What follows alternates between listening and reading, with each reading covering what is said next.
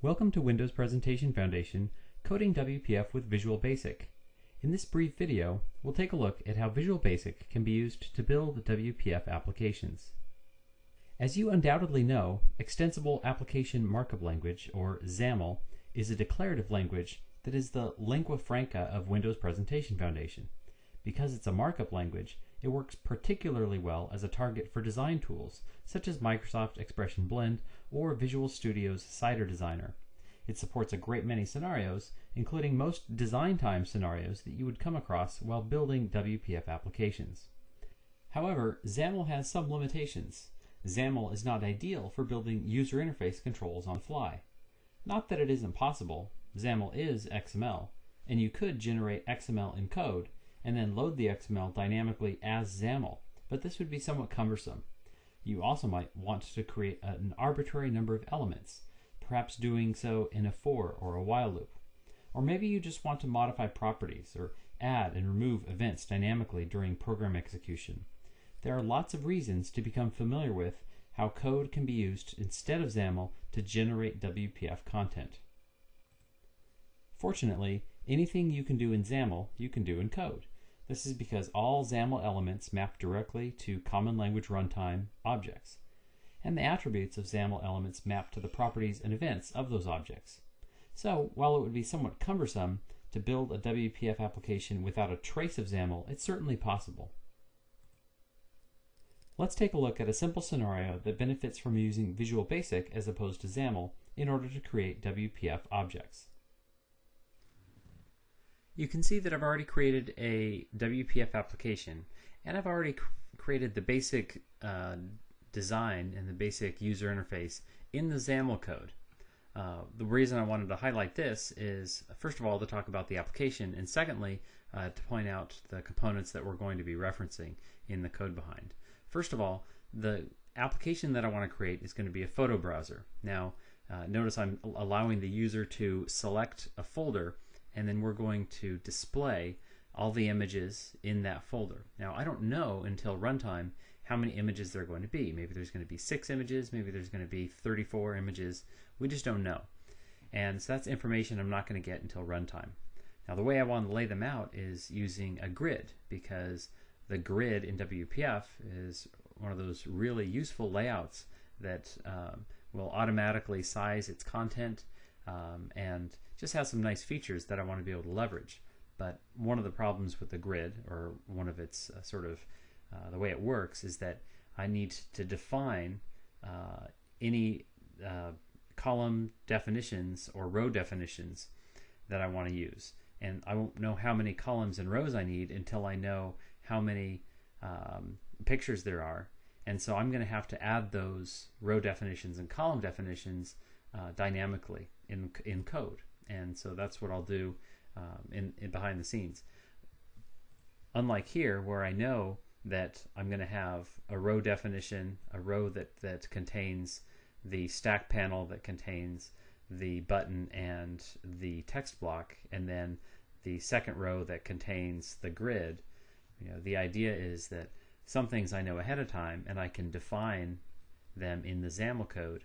Some things I simply don't know. So for here, I just have a grid called photo grid, and it's empty. It has no row definitions, it has no column definitions, it has no content whatsoever. It's just a place that I can use at runtime in order to throw the pictures in.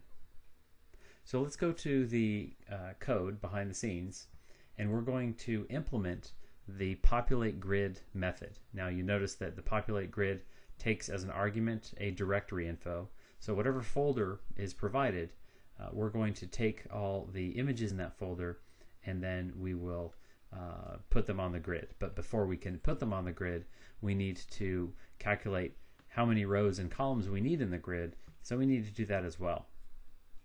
I've already got a function called calculate grid size that's going to help with that. We pass in a number, in this case the number of pictures, and it'll tell us how big a grid we need in terms of number of rows and columns. So I'm going to begin by creating an object of type image source converter, and this will actually come into play later, so we don't have to worry about it quite yet. Then I'm going to create a file info array by calling folder.getFiles. And for our purposes here, I'm just going to limit my search to just JPEG images. Next, I'll retrieve the grid size. I have a custom type called grid size that just stores row and column. And again, I've got my calculate grid size utility method, and that takes an integer, so I can get that just by calling pictures count.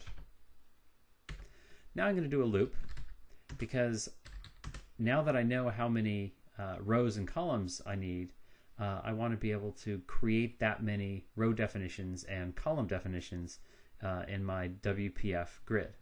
So do a simple loop from 0 to grid size row count.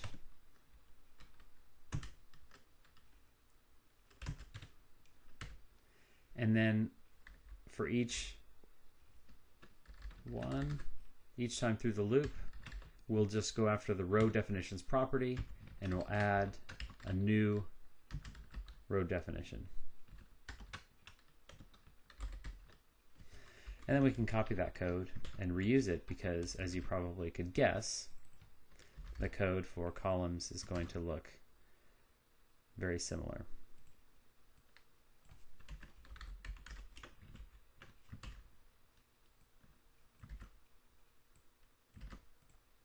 So now we've modified our grid that we created in XAML, but we've modified it here in order to populate the number of row and column definitions. Next up, I'll create a counter variable and initialize it.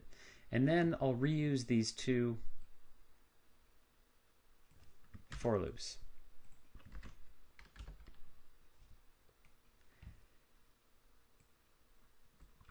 Because I need to go through and populate all the cells until I run out of pictures. And so I'm going to use a nested loop in order to do that. Again, going first through row and then through column. And for each one, I'm going to need an image. We're creating these on the fly, so we'll create an image based on a new image. And we'll set the name to be equal to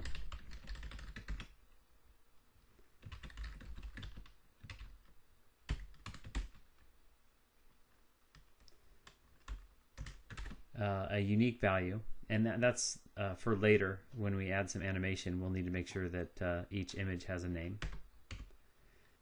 And I forgot a with statement here. And then we're going to set its source. Now, if we were in the XAML, we could set source and we could just put in a string directly. But there's actually code that gets called behind the scenes. Whenever we're using the source property, for instance, whatever is in that string value associated with that attribute in the XAML will be converted to hopefully an image source. Well, we have to do that conversion in code here, and that's where our image source converter that we declared way up the top comes in. We're going to need to cast it, since the return type from image source converter is system.object. But we can call convert from string. We can pass in the full name, in other words, the full path of the object. And we want to cast that to an image source.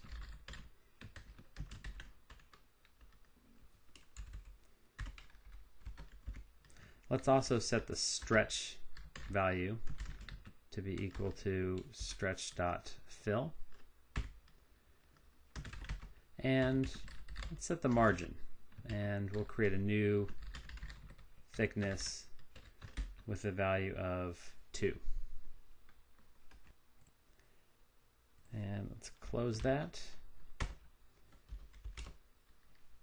Something odd about seeing curly braces in Visual Basic. Now we're going to set the row and the column again, just because I'm not in XAML doesn't mean we can't do everything that we could do in XAML, including setting row and column values in a grid.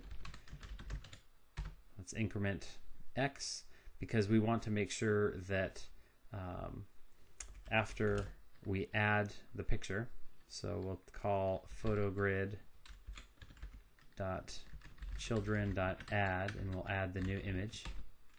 And then once we do that, we want to make sure that if we run out of images before we run out of cells, we break out of the loop.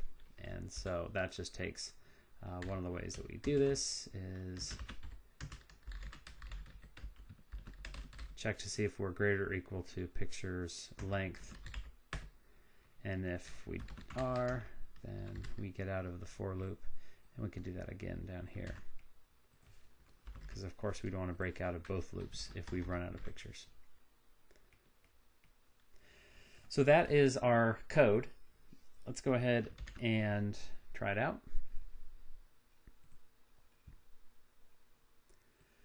So again, we started with this simple sort of skeleton of a WPF application, and now thanks to the ability to dynamically generate WPF, and in this case we're dynamically generating the row and column definitions and the images, we can now browse out, grab, let's go to our sample pictures in Vista. And we have 15 pictures. It's calculated that we need 4 rows and 4 columns, and added those definitions.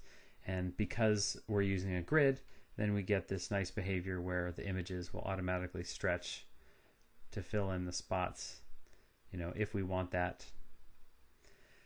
So certainly this would have been difficult to do if we had to do all of our WPF generation in XAML code. You know, being able to manipulate WPF elements in code is really critical to doing certain types of things in WPF.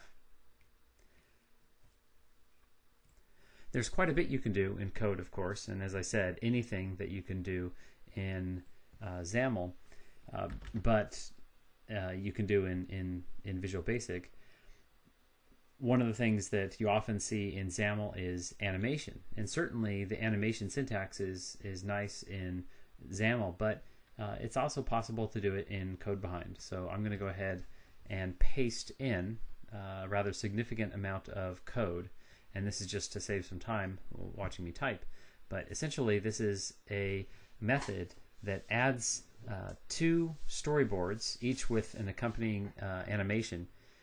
In this case, a double animation that targets the opacity property of the image. And so what we're doing is we're creating in code an animation, we're assigning it to a storyboard, and then we're adding event handlers in order to allow the storyboards to get called based on mouse events associated with each image. And so this is something that, again, we have to do if we want to have animation associated with these images, but these images are being generated on the fly, so it's not something that we can easily do in the XAML itself. Unless we actually call this method, we're really not going to see much difference. So right after we create the image, we'll go ahead and call add animation, pass in the newly created image, and now let's try our application. This time we'll go out and select a different folder. We'll get this toucan directory that has a bunch of images from the same little toucan picture. So a couple things to note. First off, that it created a different size grid. It's now 5 by 5 based on the number of images, and all the functionality still works, including now the animation as I mouse over the images, and those animations were added again on the fly using Visual Basic in the code behind file.